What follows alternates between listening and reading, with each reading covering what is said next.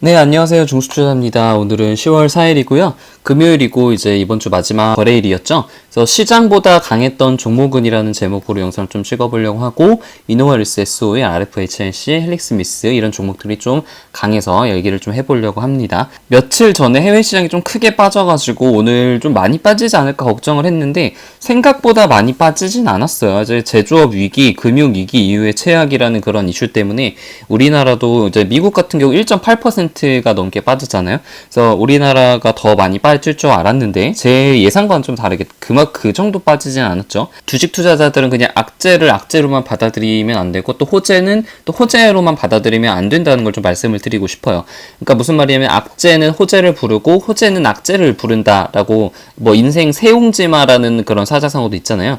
그러니까 지금 그 경기 지표가 좀 안 좋고 PMI 지수가 안 좋으니까 어떻게 시장이 반응을 하냐면은 미국 연방 페드 쪽에 금리를 좀 원래 이제 페드 쪽이 원래 비둘기파에서 약간 매파로 지금 돌아섰잖아요. 그래서 너무 많이 내리진 않을 거다. 좀 시장 상황을 좀 살펴볼 거다. 이런 식의 스탠스를 좀 취했는데 이 정도의 PMI 지수가 좀 안 좋고 경기가 안 좋으면은 금리 인하를 좀 하지 않을까라는 그런 시장에 좀 관심이 생기고 있는 것 같습니다. 그래서 이런 기대감 때문에 미국 증시가 이제 아래꼬리를 조금 단 것 같기도 하고 여기서 뭐 한 3%, 5% 크게 하락을 하기보다는 적당한 지지선대에서 지지를 받고 왔다 갔다를 하지 않을까 싶습니다. 여기서 이제 오를지 내릴지는 어떤 시장의 그런 이슈, 미중 무역 전쟁과 어떤 기준금리 인하 등에 대한 이슈에 따라서 이제 움직이겠죠.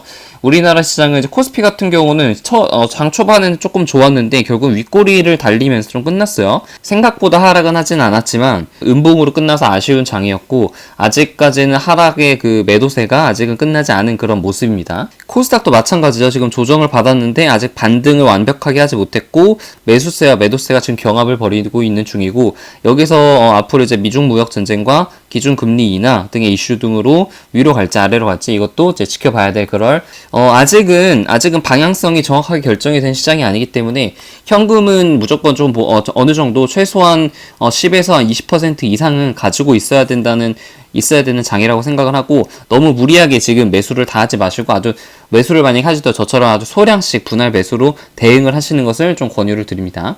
조금 시장이 불안해가지고 신용잔고가 좀 증가했는지 최근에 봤는데 코스닥 같은 경우 다행히 이제 4조 9천억대에서 5조대로 돌파하지 않고 4조 8천억대로 조금 떨어졌어요. 좀 다행이죠. 코스닥이 이 정도 신용이면 아직 뭐 위험하거나 그럴 단계는 전혀 아니고 예전처럼 반대매매 나오고 급락할 장은 아니다라는 걸 공포지수도 29로 좀 많이 떨어지긴 했는데 아직 익스트림 피어까지는 가지 않았기 때문에 미국 증시도 안심할 수는 없는 그런 상황입니다. 오늘 좀 상대적으로 5G 종목이 좀 강했던 것 같아요. 지수 대비해서는 말이죠. 물론 지금 서진 시스템이나 다산 네트워크 떨어진 종목도 있긴 한데 이노월스가 4%로 조금 좋았고 솔리드나 에이스테크도 좀 좋아서 제 생각에는 5G 종목이 나름 선방을 하지 않았나 그런 생각이 좀 들고 저번에도 한번 말씀을 드렸는데 이제 갤로트 10이 나오면서 5G 그 가입자 수가 굉장히 많이 늘었단 말이에요. 지금 10월달 기준으로 300만 명을 넘은 것으로 예상이 되고 있고 이것은 갤럭시 10 출시 효과 때문에 그렇고 9월 기준으로 350만 명이 추정이 되니까 올해 이제 그때 말씀드렸던 500만 가입자 달성도 무난할 것으로 좀 보이고 있어요. 그래서 저 같은 경우는 지금 5G 핸드폰을 쓰고 있는데 5G 우선 모드를 안 하고 다 LTE 우선 모드를 하고 있어요. 5G가 뭐 그렇게 잘 잡히지가 않더라고요. 그리고 굳이 5G를 해서 지금 다운을 받거나 그럴 용도가 많이 없기 때문에 실제적으로 건물에서 잘 안 터지고 길을 가다가도 그렇게 잘 잡는 그런 모습을 못 보고 있습니다.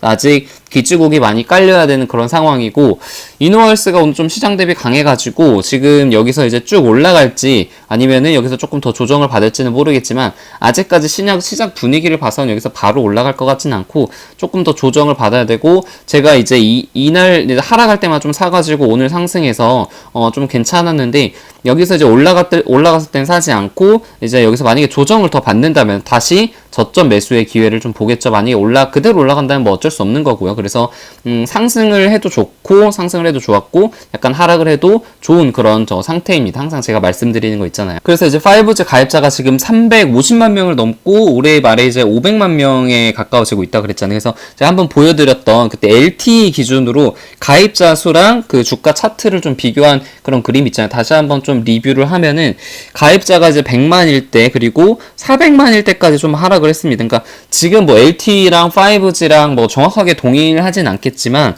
지금 만약에 350만이라고 치면은 이 정도 구간에 있는 거죠.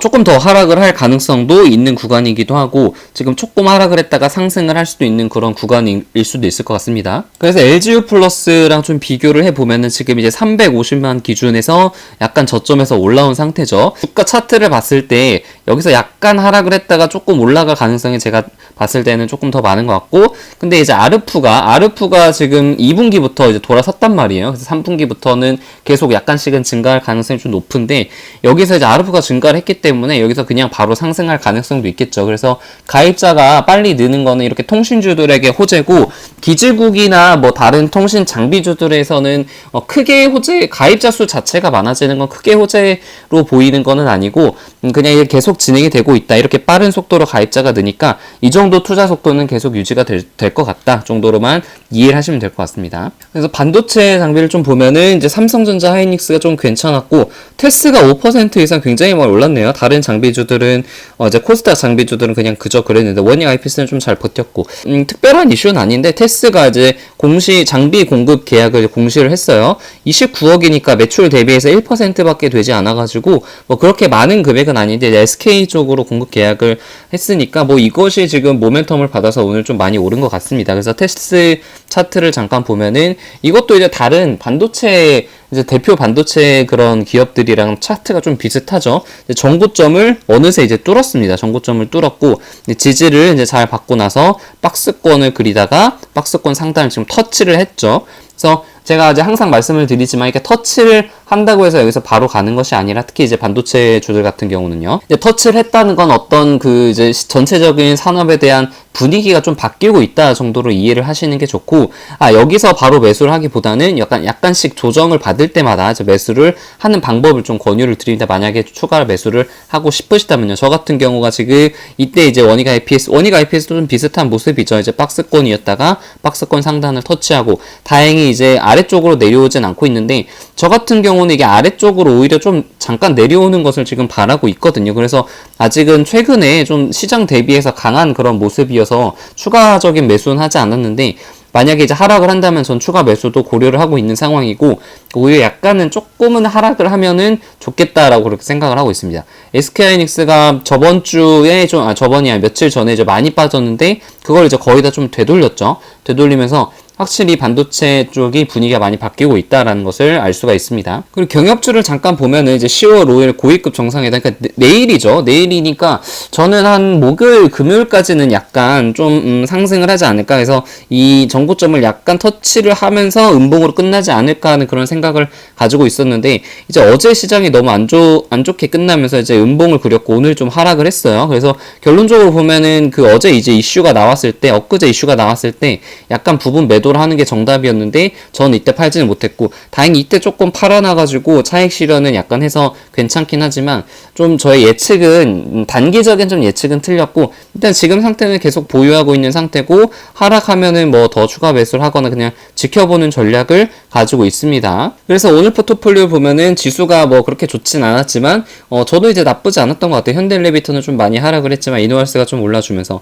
그래서 이제 시장 대비 좋았던 기업이 이제 S51이 좀 좋았고, 그리고 이제 이노알스 좋았고, 헬릭스미스 좋았고, RFHC가 좀 좋았는데, 일단 오늘 매수한 거는 이제 LGU 플러스랑 RFHC를 또 이제 소량 매수했어요. 왜냐면 아직까지는 뭐 바닥이 확실히 나왔다고 단정 짓기는 좀 애매한 상황이기 때문에, 왜냐면 일단 미국 증시가 좀 굉장히 불안한 상황이죠. 그리고 한국 증시도 이제 상승했다가 조정이 아직 끝이라고 보기에는 여기서 조금 더 하락을 할 가능성도 있기 때문에 이 하락에 대해서 좀 대비를 하는 그런 현금을 꼭 가지고 있어야 된다고 말씀을 계속 드리고 있어요. 그래서 오늘은 두 종목을 또 소량 매수했고, 이 정도 조정 나오는 건 좀 감사한 것 같아요. 그래서 시장 대비 강했던 종목들을 좀 눈여겨보자. 지금 이런 종목들이 시장이 나중에 반등을 할 때 강하게 반등을 할 가능성이 높죠. 예전 7, 8월 달 굉장히 급락을 나왔을 때도 이런 점에 대해서 제가 좀 강하게 한번 또 말씀을 드렸었습니다. 자신의 포트폴리오, 이건 이제 저의 포트폴리오잖아요. 여러분들의 포트폴리오를 한번 좀 보면서 시장에서 시장 대비에 좀 강했던 종목들 한번 보시고 왜 강했을까에 대해서도 한번 좀 생각해 보시면 좋을 것 같아요. 그래서